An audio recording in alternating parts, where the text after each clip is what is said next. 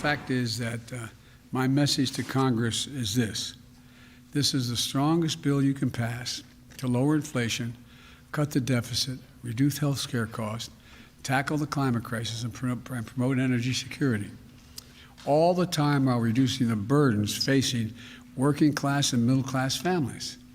So pass it. Pass it for the American people. Pass it for America. Welp, Joe Biden is eating his words because the president is now admitting he misnamed the Inflation Reduction Act, saying yesterday, "I wish I hadn't called it that. It has less to do with reducing inflation than it does providing for alternatives that generate economic growth." And so we're now in a situation where if you take a look at what we're doing in the Inflation Reduction Act, we're literally reducing the cost of people being able to meet their basic needs. Even when there is inflation, there is a way to provide breathing room, end quote. For more on this, let's bring in Kevin Hassett, former chair of the Council of Economic Advisors and author of The Drift, Stop America's Slide into Socialism. Kevin, good to see you. So it's interesting. We have Joe Biden lying to the American people that we're going to pass this massive bill to reduce inflation, which you and I have talked about doesn't reduce inflation at all. But now he comes clean and says, yeah, no, it's not about inflation. It's actually really about a Green New Deal. Well, first I got to say that I, have a little bit more respect for the president today because he's admitted that he was radically wrong, and a lot of times politicians just won't do that, and it's probably a moment of weakness. But the thing that I think that what this exposes more than anything is the lack of any process in the White House. So basically, there's some Svengali, managing the White House and deciding everything, and they don't go through the normal process because they have, some economists over there in the White House, so they have something called the staff secretary process, where if the president says something, it has to be approved by experts. And so calling it the Inflation Reduction Act is ridiculous. Even if you look at the way he's describing it now, they're giving money to people, which drives up demand, which drives up inflation. And so it should never have been called that. And it wouldn't be called that if this is a White House that had normal process. It's just that the press doesn't scrutinize them at all.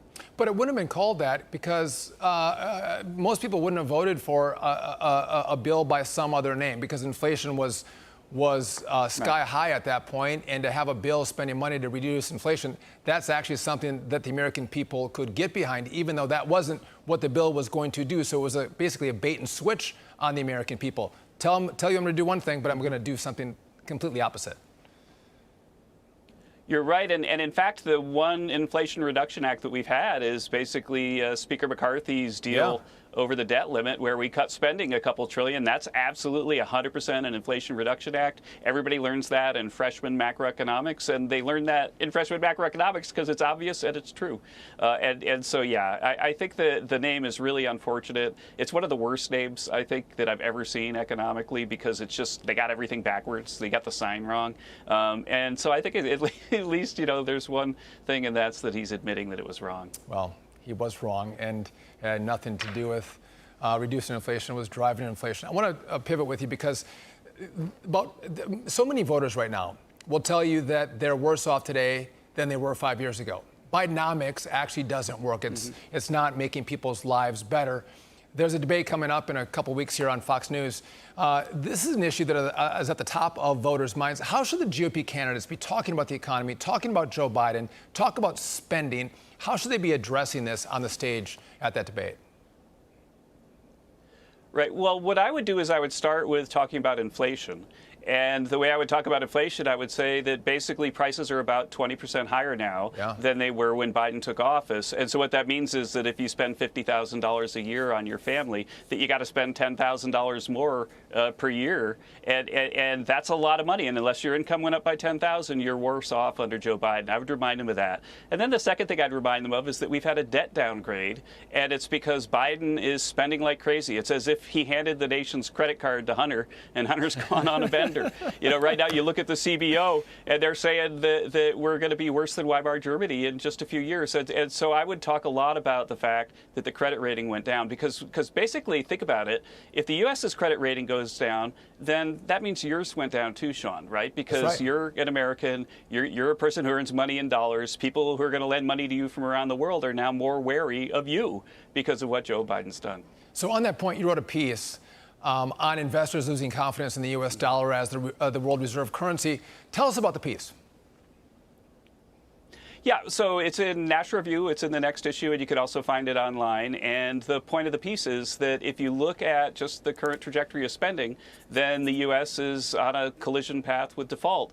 And what usually happens, and I did a lot of historical research for this article, going all the way back to Dionysius of Syracuse, who basically, on penalty of death, had everybody hand their coins in, and he changed all the numbers. He changed ones to twos and so on, and he paid his debt back with the inflated currency. And that's basically, if you look at what's going on, especially if the Democrats are in control, the only way out, because they're not going to be able to reduce spending a lot, right? I mean, there's just nothing. They're probably not going to absolutely default. And so what they're going to do is they're going to print money and inflate the debt away. And the Fed is helping them do that. And it's a reason why, even though there was sort of a tame inflation number this week, you shouldn't believe it in the long run. This is going to look like the 70s. Inflation goes up, inflation goes down, inflation goes up again. And we're about to see it up again, I think, in August. But the reason is that until you fix the problem of runaway fiscal spending, then inflation's still going to be lurking in the background and waiting to bite us. Well, that's a good point. We're $32 trillion in debt. We have so many unfunded liabilities, so many unfunded promises to so many Americans. I think in 10 years, we're going to be at $42 trillion in debt. The Fed has reserves of $9 trillion they've created over the last, 12 years. That's why I have taken a portion of my portfolio and I have Bitcoin, Ethereum, and gold, which is a way to hedge against what the Fed is doing with, and by the way, the Democrats are doing with all this spending. Quick, your take. Am I crazy? Right, Am I crazy, Kevin? And that's like the final conclusion of my piece. Yeah. The gold and Bitcoin are the way to protect your money right now. See, I'm taking your advice even before you gave it, Kevin Hassett. That's wonderful. I'm mind melding with you. Kevin Hassett, always great. Thanks for joining me. Appreciate it.